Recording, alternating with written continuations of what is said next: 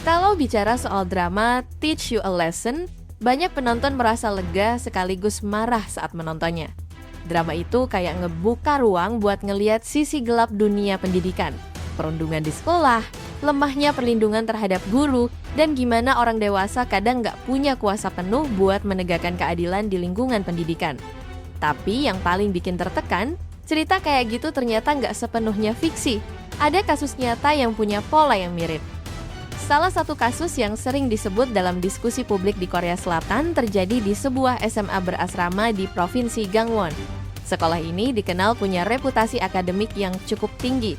Bahkan beberapa lulusannya berhasil masuk universitas elit seperti Seoul National University, Korea University, dan Yonsei University yang sering disebut sebagai kelompok SKY. Sekolah ini beda dari kebanyakan sekolah di kota besar kayak Seoul karena sistemnya berbasis full asrama. Para siswa tinggal, belajar, dan beraktivitas di tempat yang sama setiap hari. Sistem kayak gini emang dirancang buat nyiptain fokus belajar yang maksimal. Tapi di sisi lain juga bikin interaksi sosial antar siswa jadi sangat intens, baik yang positif maupun yang berujung konflik. Kejadian yang kemudian mencuat ini terjadi sekitar tahun 2017 dan melibatkan dua siswa yang awalnya tinggal dalam satu kamar asrama. Mereka cukup dekat di awal karena sering berinteraksi setiap hari, tapi hubungan itu mulai berubah ketika keduanya ikut dalam sebuah kegiatan ekstrakurikuler yang membahas politik. Di dalam kegiatan itu, diskusi yang awalnya bersifat edukatif justru sering berubah jadi perdebatan yang tajam dan gak sehat. Perbedaan pandangan politik bikin hubungan mereka perlahan memburuk, sampai akhirnya salah satu siswa mulai melakukan perundungan ke temannya sendiri. Perundungan itu nggak terjadi sekali dua kali, tapi berulang dalam kehidupan sehari-hari.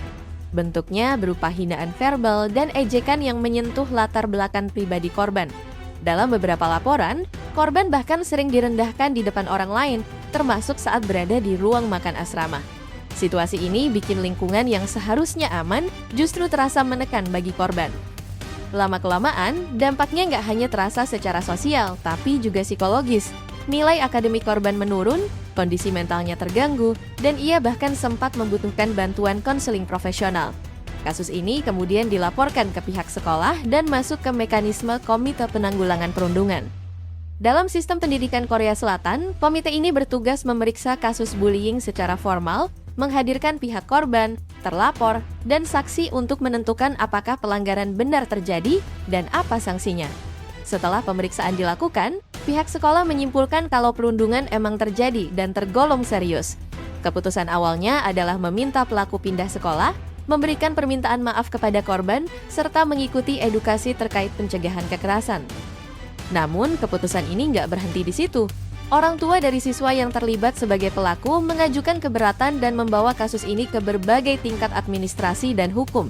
Prosesnya panjang, mulai dari banding di tingkat pendidikan provinsi hingga pengadilan.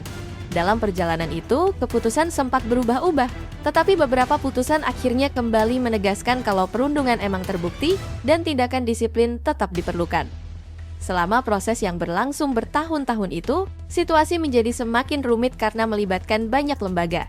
Di sisi lain, korban juga berada dalam tekanan karena kasus yang seharusnya selesai justru terus berlanjut dan mempengaruhi kehidupannya di sekolah.